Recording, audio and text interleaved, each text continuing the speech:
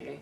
Our old friend Despot Romanicus of Obscuria sent in another question for you. Well, firstly, let me thank all of our friends there in Obscuria. All of you hardworking laborers, you miners, farmers. We especially want to thank you for the donations you sent in. And I think also shout out to all our other friends scattered throughout the micronations.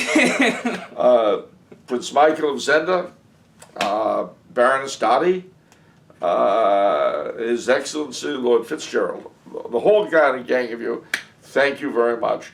And to those who, the crew of His Sufficiency ship, the Carn 2, at this moment docked in Chrysalis Harbor, thanks, guys.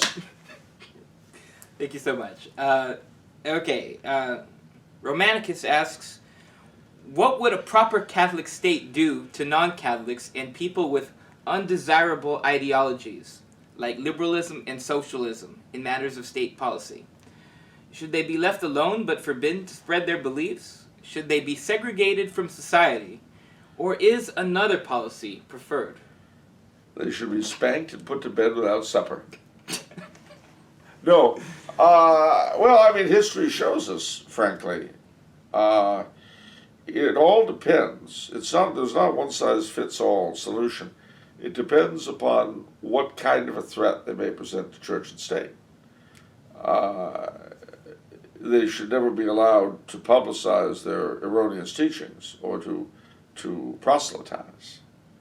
That's the first thing.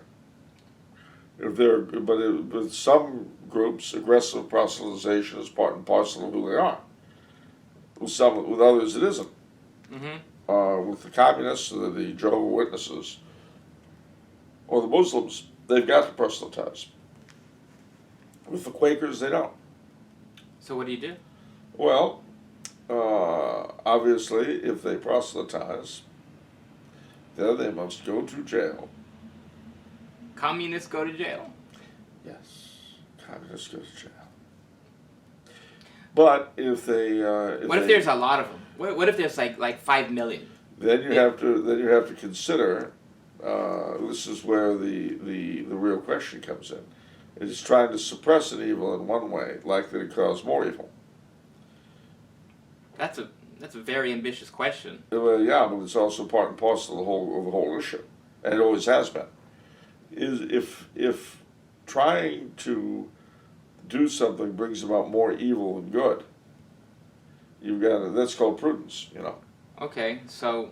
So, for instance, I'll give you an example. I mean, when James II inherited the British throne, he was a Catholic. But the coronation rite was Protestant. Right. And included receiving communion.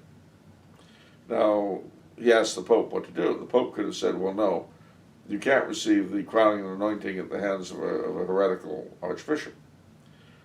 But instead, what he said was, go ahead and get crowned and anointed, just don't receive communion. And then have a mass later that day and receive there. And that's what he did. Okay. So a lot depends upon the concrete circumstances in which you find yourself. So with the Spanish Inquisition, with Isabel, she just exiled everybody, right? Well, that wasn't the Inquisition, but yeah, she exiled them. Oh, sorry, yeah. She exiled them, and bear in mind, in her case, it was because she had reason to believe that they were acting in collusion with the Ottoman Empire. Mm. And having just thrown the Moors out, and see the Ottomans raging through Eastern Europe, Mm-hmm. she had no desire for a new rematch. And there was also the fact that not only might they be in collusion with the Ottomans, but her people wanted to slaughter them. Oh, okay, so you can't just keep them in jail or anything, because the people will get at them. Well, yeah, I mean, and keeping them in camps like that would be extremely inhumane anyway. Right. So, wouldn't it be better to ship them to whatever country would be willing to have them, where they could lead more or less normal lives? Right. That's what she was faced with. So, is it better to keep them at large, where they will be killed by your other subjects, and possibly cooperate with an Ottoman attack? Keep them in jail forever, which would be keeping them in jail forever, or sending them to North Africa, where they were assured of a nice welcome. Well, guess what? Yeah. So, Okay. and the Ottoman Empire.